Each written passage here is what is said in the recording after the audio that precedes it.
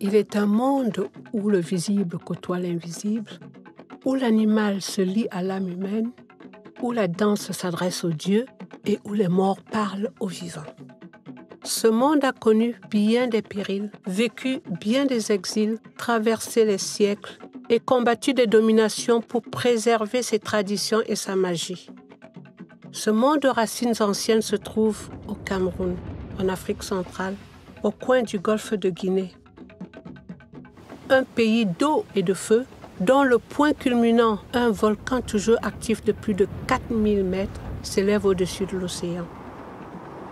Une terre de contraste où de paisibles montagnes font le dos rond face à des pics acérés, où des collines verdoyantes regardent des plaines arides, où des forêts équatoriales jouxtent des savanes tropicales.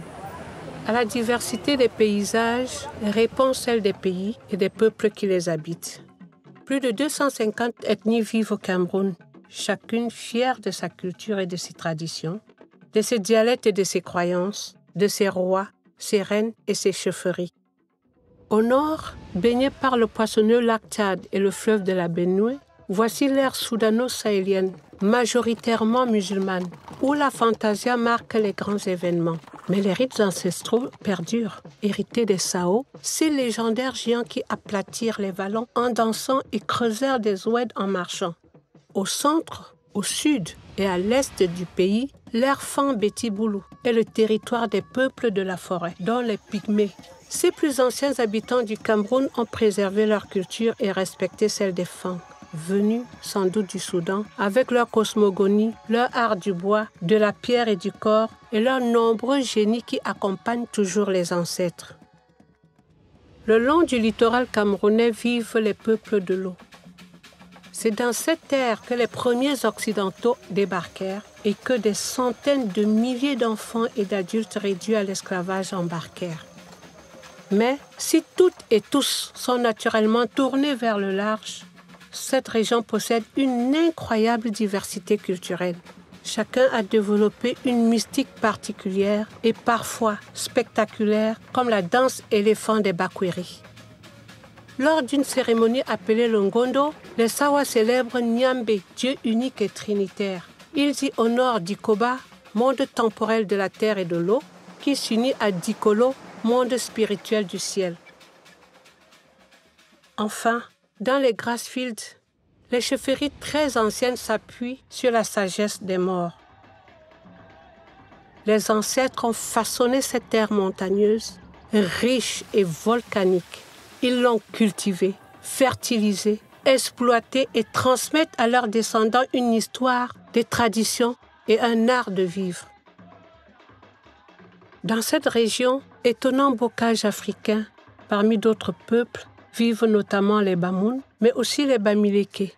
Issus de la famille des Tikar, eux-mêmes venus du Soudan, peut-être du Yémen, voire de la Haute-Égypte et des derniers pharaons selon les légendes, les Bamileke investissent leur territoire au XIVe siècle, s'organisent en chefferie et bâtissent un monde matériel, spirituel et artistique qu'ils perpétuent de nos jours. Dans cette organisation sociale originale, le feu, le roi, personnage sacré, régente la communauté. La grande case, le trône et d'autres attributs symbolisent son pouvoir. Soutenu et guidé par des conseils de notables et des sociétés secrètes, le chef est le garant des traditions et du bien-être de la communauté. De nombreuses cérémonies composées de danses, de chants, de sacrifices ponctuent son règne. Mais son rôle est également politique, administratif et lié à l'État camerounais qui reconnaît en retour son pouvoir coutumier. Bien que majoritairement convertis au monothéisme, les peuples des Grassfields ont su intégrer leurs croyances anciennes aux religions chrétiennes et musulmanes. Ainsi, chaque famille est associée à un totem, animal fétiche qui l'inspire de ses qualités naturelles.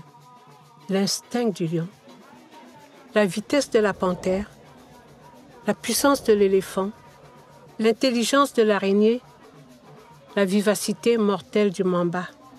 Le culte des ancêtres, le Ndjou, est l'autre grande manifestation de la mystique de ces peuples des hauts plateaux. Quelques années après leur mise en terre, les morts sont exhumés. Plus tard, lors des funérailles festives qui rassemblent la communauté, leurs crânes trouvent leur place aux côtés d'autres anciens dans des espaces sacrés. Du dialogue avec les morts, la population tire sa sagesse et les chefs leur légitimité. Les sociétés des Grassfields accordent une place importante aux femmes.